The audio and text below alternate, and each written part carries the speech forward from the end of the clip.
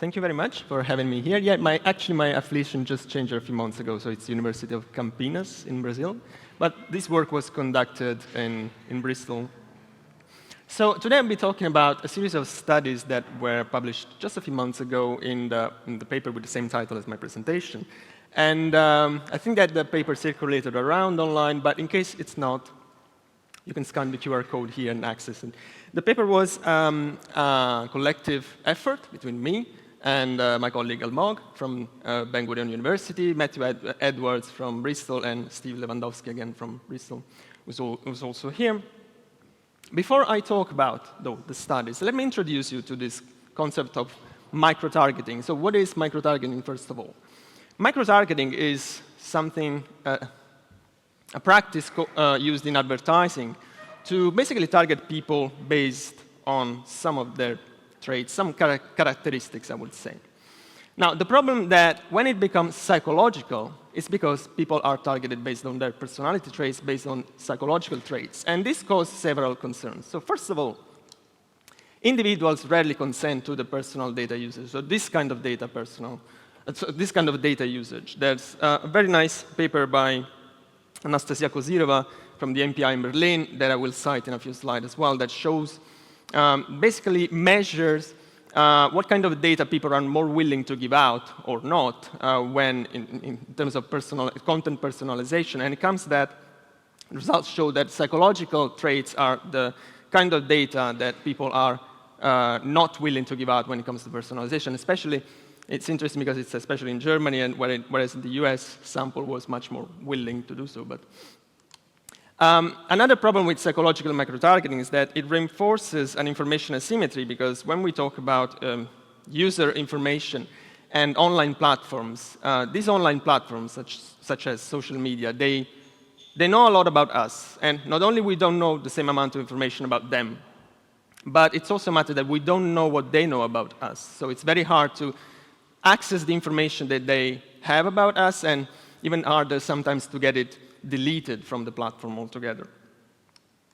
When it comes to political microtargeting, this raises concerns because it allows for contradictory promises to take place in a subtle manner. What I mean by that is that we can have on social media, for example, the same party targeting two different groups of people that have, I don't know, very contrasting opinions of immigration with different promises. Oh, we'll take care of immigration, we'll welcome new people, or again, the opposite is true, so we're going to contrast immigration, we don't want new people here. And the two groups, it would be very hard for the two groups to know that the party is doing these contradictory promises online, because, again, they come in a subtle manner, they come in our social media feed, so it looks more like a conversation more than a prototypical advertisement.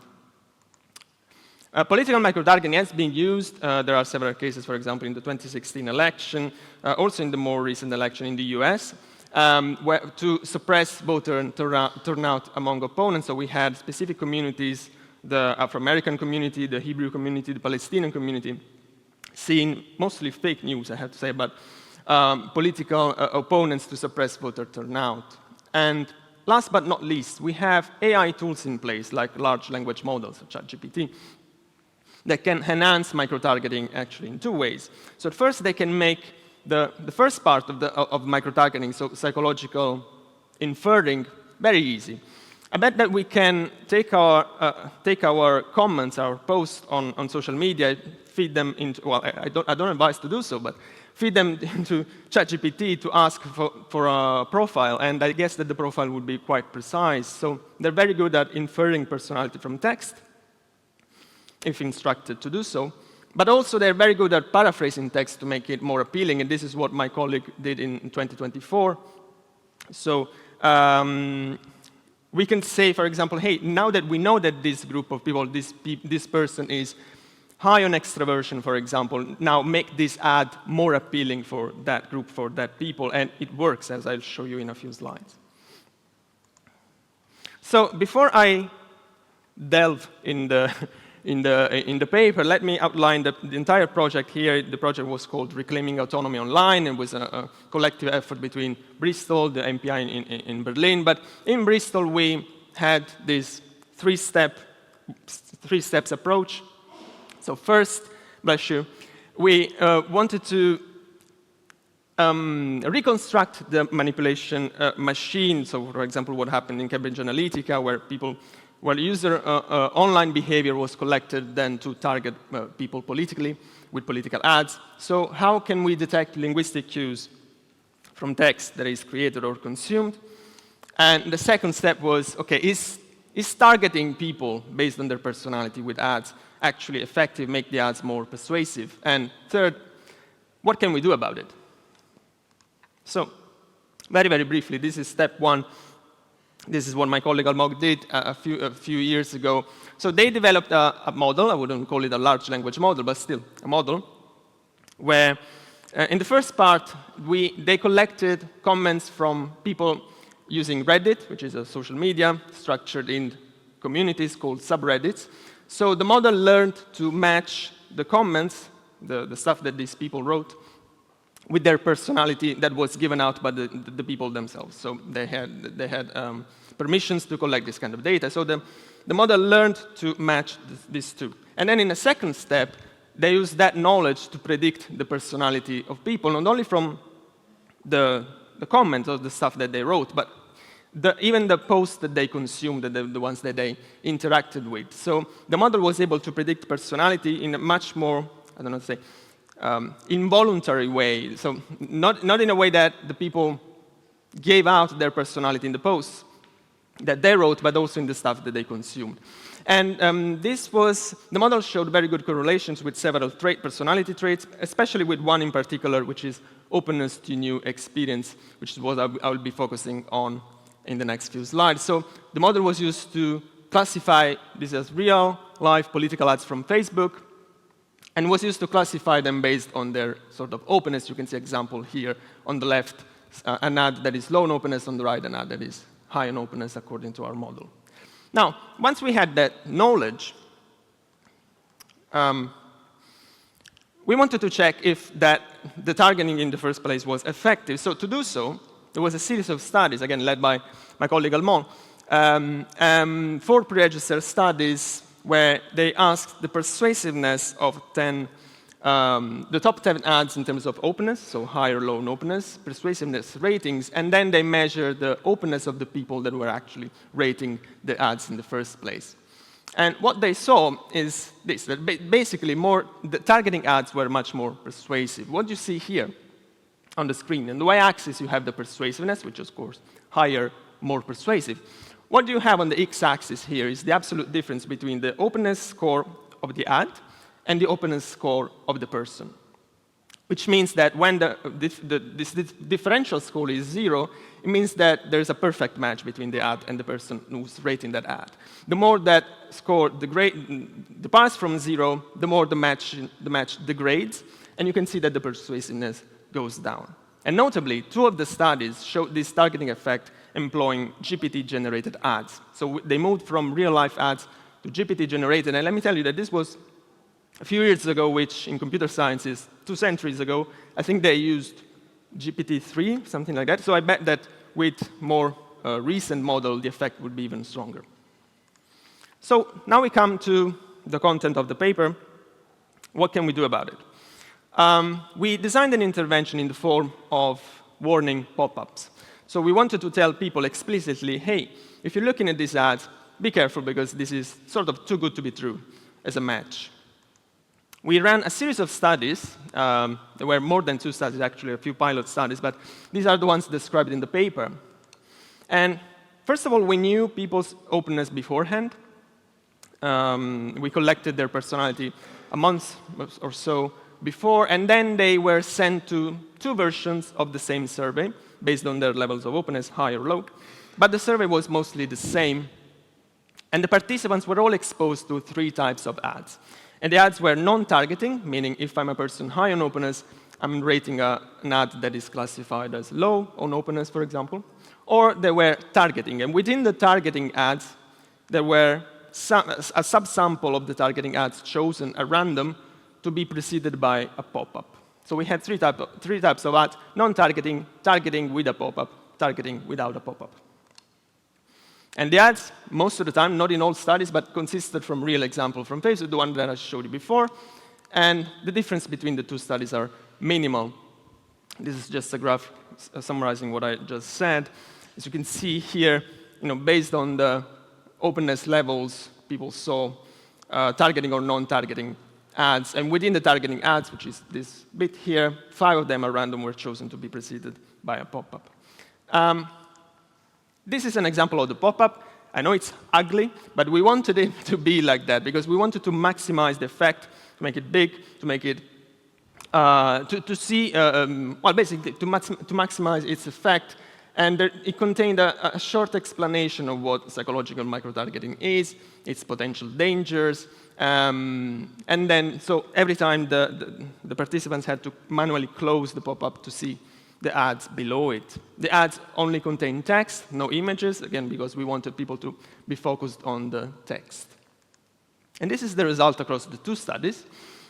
You can see that the yellow violin plot, which is the reference level, signaled by this red dotted line, is the targeted ads that were not preceded by a pop-up, which is the one that we expect to be more persuasive. But you can see also that in the middle we have the blue cluster, the blue violin plot with the pop-ups that is just below, the red dotted line, meaning that the effect is practically the same in terms of persuasiveness. Whereas if you compare that with the non-targeted ads in red, you can see that the persuasiveness goes significantly down. And you can also see here this in the summaries of the regressions that we ran. You can see that the pop-up had no significant effect in either of the studies, whereas the non-targeted ads consistently decreased persuasiveness when compared to the targeted ads without a pop-up. Now, some would say, for example, reviewer 2 would say, hey, actually, you're saying that pop-up don't work, but this is a non-significant effect. So basically, you set in a null effect where you should say that you don't have enough evidence to state that the pop-up could have an effect. That is true. So that's why we also ran equivalence tests that show that the effect of pop-ups is practically equivalent to the targeted no pop-up ads. So what if we can maybe boost this? What if the pop-up don't work on their own, but we can make it implement some new way, something else to make it more powerful as an intervention? So what we did, we took the intervention used by Philipp Lorenz Spreen, again, from the MPI in Berlin. They were targeting extraversion, not openness. And they were used prompts that were shown to increase micro-targeting detection. I'll show the prompts in the next slide, but basically they were telling people on a scale to 0 to 100, this is where you are in terms of extraversion. And then that information was very useful for them then to detect when they were being micro-targeted in terms of advertising. Yeah, the ads that were shown to them, they were beauty ads, and people were able to tell when they were micro-targeted. So we ran a series of 3 studies with beauty ads to follow their example, targeting extraversion. Now, the first 2 studies were just the same, shared the same structure with the pop-up studies that I just presented you. And again, no effect of pop-ups. So this is consistent regardless of what personality trait we are targeting and what type of ads we are showing. The third study, though, we sort of enhanced it with personality prompts. So people, before rating the persuasiveness of ads, people went through personality items regarding extraversions, and then they saw this. Hey, by the way, this is where you are. Just as a reminder, you are extroverted, you are introverted. And again, no effect of pop-ups. We even see a small increase of the persuasiveness of pop-ups, though it's not significant. So the pop-up persuasiveness basically is at the same reference line of the targeted ads that are not preceded by a pop-up, whereas the non-targeted ones are, again, lower. So, to conclude, we saw that the pop-up warnings alone, at least, also when coadjuvated by other interventions, such as the prompts, are not enough to cancel the targeting advantage, which is indeed in place because we constantly see that targeted ads are more persuasive than non-targeted ads. So why is that the case? Why they don't work? Well, we could only speculate that for example, there's an increased trust in the platforms where, so in terms of ecological validity, there's more trust in the platforms where we run this compared to, I don't know, social media. There's something called acceptability gap. This is the same paper that I cited in the first few slides by Anastasia Kozyreva that basically shows how people are much more, paradoxically, much more willing to be exposed to are much more willing to be exposed to personalized content rather than giving out the data needed to make that content personalized, which is a paradox, meaning I like to see personalized ads. I don't like to give out data to make that ads personalized, especially when it comes to psychological traits, for example. There's also links with continued influence effect. I don't think I need to explain, thanks to Michael, what the continued influence effect is, meaning that the continued influence effect is often referenced in the context of misinformation, but maybe it translates to advertising as well, meaning that once the persuasiveness of an ad or a targeting ad takes place, it's too late for the pop-up to act, in a way. I want to end on a on a more optimistic note. I could say that the warnings are effective in other scenarios, though despite me telling in the title of my paper that they're not. And this was just the most recent paper I could find regarding this. So Goldwitzer and Ralph Herzog, Cameron Martel, they designed this framework called dynamic semi-integrative approach, where they tested several interventions at once. And coincidentally, warnings were the most effective.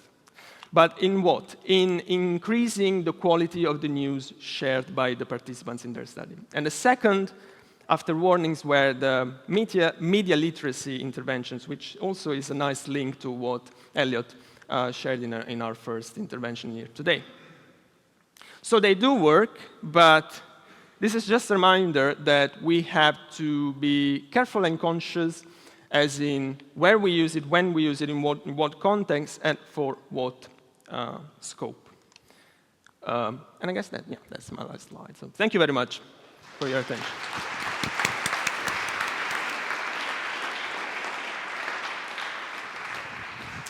Thanks a lot, Fabio. Great presentation, interesting. So we have time for questions. We have a few in the back. Someone could wear the microphones. Hello. It's Gabriel Brito from the Oxford Internet Institute. Where are you?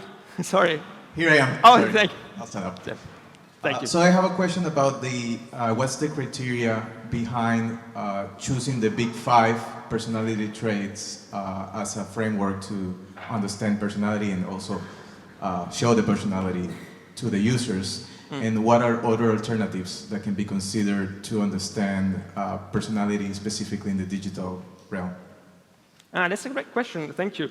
I don't think I have a good answer, because the personality, the big 5 is, I think, an established scale in psychology. I'm not a psychologist, but this is what we used, I think, across the whole, the entire project, the entire Reclaim Autonomy Online thing, because it was also used in Berlin. And I don't know, I just went on with it during my studies because that was what the model in the first part of the project was tested on. And I don't think I'm the best person to advise for a better scale here, but I think that is good enough to be used in this kind of studies. But thank you, thank you. We have another question over there. Yeah. Hello, thanks very much for that. I'm just wondering why you picked openness and not any of the other big 5 persons. Yeah. That was because the model that we designed in the first part was very good at inferring openness from text. So I think that was the trait where the correlation was higher when compared to other personality traits. Probably because, I don't know, the way openness shows in language. So in the first part, it was much more able to link it with personality. Yeah, and just to follow up, my own research sort of found that openness was also the key of the big 5 as well. Sorry, Openness, I found that in my own research, the openness was also a key factor in terms of the believability of disinformation. And I'm just wondering, when you looked at this distribution, was it a standard distribution of your participants, or was it skewed? Yeah, slightly skewed. So the center wasn't really at the middle, was shifted towards the right. But I would say it was fairly normal, I would call it. And by the way, yeah, I reminded that we also tested extraversion as well without seeing a very strong difference across results in the study. So. Thanks a lot for that. So, yeah. I'm just putting my UI design hat on. How did you come to the intervention, the pop-up intervention? And how do you, just like, it's quite an unusual way of influencing people, I guess. Like, people wouldn't experience that in the wild. Yeah, I think the idea was to design ultimately if this worked. A browser extension, for example, that people could voluntarily install on their browser that was able to read the ads and match it to user personality, and then say, hey, actually, flag a sort of very good match, weirdly good match, and say probably you've been micro-targeted based on your personality. Though we see that it didn't really work, so we didn't went on with the idea. Thanks a lot. So we have questions here, too. Yeah, thanks. I found that really fascinating. But I just wonder if you think there's scope to play with the pop-up a bit more and try a different range of behavioral interventions, because that pop-up doesn't reward people in any way. Yeah. If you had a pop-up that said, many people are easily deceived by micro-targeted information, are you smarter than them? Might that work better than something that looks a bit boilerplate? Thank you. That could be the case. We even thought of targeting the pop-up, like maybe making the pop-up more appealing based on people's personalities. So instead of using a standard message, which was also the same, but we didn't follow that idea. But I agree. Though I would still say that we hoped that a very clear message like that, hey, this is what psychological microtargeting is. You've probably been targeted. We would at least decrease, not maybe cancel the whole targeting effect, making it at the same level as non-targeted ads, but at least show a slight decrease. Because there were items that people were asked to answer, like, I like these ads. I would like an ad less if I read the pop-up, but that wasn't the case. But yeah, it could be that it is surely improvable. That's what I'm saying, yes. Thanks for that. So we have another question here in the front. You kind of answered my question in your answer, but I would just like to maybe double tap it, as it were, that notion of designing these pop-ups so that they did include visual, like a visual vernacular that this audience was already engaging in and found appealing beyond just the text. Yeah. We did, even the ads were text only. And I think in the first study, we were a bit voluntarily obscure about the instructions we gave to participants, so they just saw a pop-up after some small instruction. But in the second study, we made the instructions clearer, saying, hey, we're testing a browser extension that is actually, that knows your personality based on previous answers. And then there's also a clue, maybe that didn't work, it could be, but I'll come to that later. Which reads the ad's text and matches it with your personality and tells you when that is too good to be true match. So we made it very clear how this worked, and still we didn't see anything. Another thing, this makes me think of another reason why we said in our paper that this couldn't work. It could be because the personality itself was collected in a transparent way. So we didn't do anything like social media would do, saying, hey, I'm scraping your data covertly, and I'm profiling you. So they knew, for ethical reason, of course, that we knew their personality because they replied to previous items. So that could lower, in a way, the effectiveness of pop-ups, saying, yes, but I gave this information to you, so I know why this is flagged. And so it could be a reason why. But, yeah. Thanks for that. Yeah. Hi. So I was thinking about the different types of pop-ups. The one that you talked about second with the, where it tells you the, I am extroverted, yes. Would people really be able to understand what that means in respect to the ad? And are there other kinds of information that you could be popping up that might help them to understand how this information might be being used? You do say often with the purposes of political persuasion or manipulation, but I don't think people really get to grips with like what this means for them. And I think they still continue to believe that they are impervious to being, persuaded, and that it's not making a difference. I don't think it would really make a difference to me if somebody tells me if I'm extroverted to know how that is being used against me.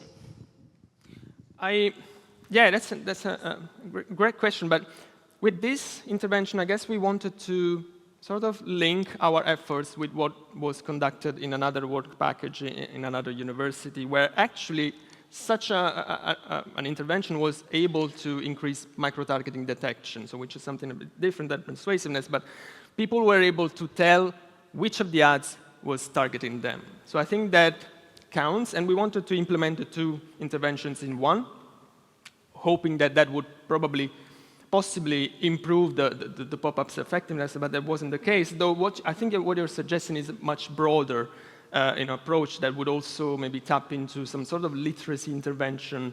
Yeah, but that wasn't our scope here, at least. But yeah, that's a great idea. Thanks a lot. So we slowly have to come to an end. Final question, and then we stop it.